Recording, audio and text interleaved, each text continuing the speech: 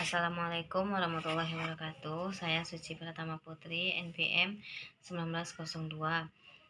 Dalam video ini saya akan menyampaikan materi tentang fungsi persediaan logistik guna memenuhi tugas mata kuliah manajemen logistik.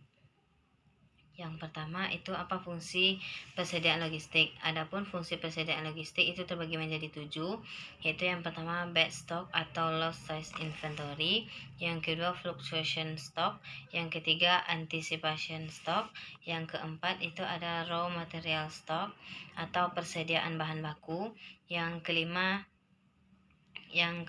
itu ada processed part atau persediaan bagian produk. Yang keenam itu ada persediaan bahan-bahan pembantu.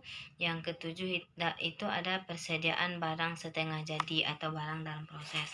Yang kedua itu kita akan membahas tentang tujuan persediaan logistik. Tujuan umum manajemen persediaan adalah menentukan jumlah barang yang akan disimpan dengan tepat.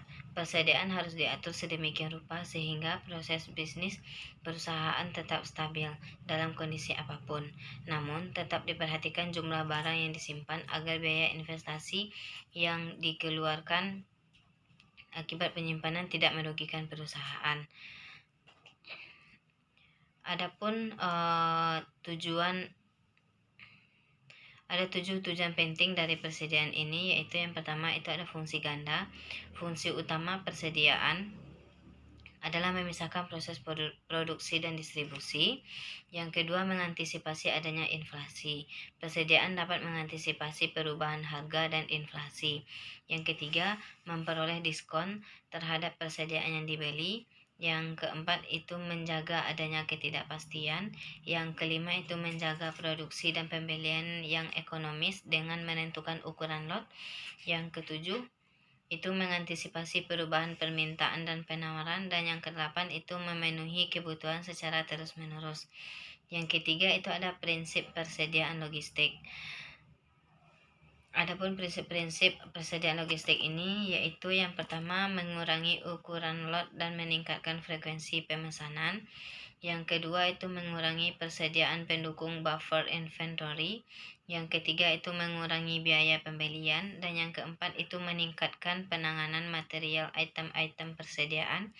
Yang kelima itu mencapai persediaan nol. Dan yang keenam itu mencari pemasok yang bisa dipercaya. Yang keempat, kita akan membahas langkah-langkah persediaan logistik. Untuk menentukan pengelolaan persediaan, perusahaan manufaktur dapat melakukan langkah-langkah seperti berikut, yaitu yang pertama melakukan klasifikasi inventory.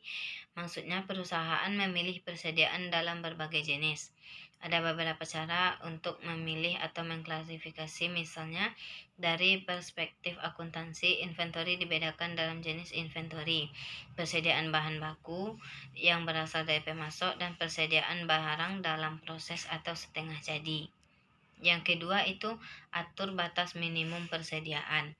Maksudnya itu buat manajemen persediaan menjadi lebih mudah dengan menetapkan jumlah minimum persediaan yang harus dimiliki setiap saat. Yang ketiga itu terapkan prinsip FIFO. Prinsip ini berarti bahwa stok yang pertama kali masuk dan menjadi stok pertama kali wajib dijual terlebih dahulu, sementara stok terbaru menjadi yang terakhir. Dan yang keempat itu cek inventaris. Maksudnya berikut ini ada beberapa metode audit inventaris yang bisa dilakukan, yaitu yang pertama inventaris fisik. Inventaris fisik berarti menghitung seluruh persediaan yang ada sekaligus. Yang kelima itu menggunakan analisis ABC. A maksudnya di sini itu produk bernilai tinggi dengan frekuensi penjualan rendah. Yang B maksudnya yaitu produk bernilai cukup dengan frekuensi penjualan cukup. Yang C itu produk bernilai rendah dengan frekuensi penjualan yang tinggi. Yang keenam itu bangun hubungan yang baik dengan pemasok. Maksudnya itu cara terakhir yang sering disepelekan. Padahal tidak kalah penting dari cara lainnya adalah dengan menjalin hubungan yang baik dengan pemasok. Bukan hanya beramah tamah, ini juga tentang komunikasi yang baik. Sekianlah yang dapat saya sampaikan. Kalau ada salah kata saya mohon maaf. Wabillahi taufiq wal hidayah. Wassalamualaikum warahmatullahi wabarakatuh.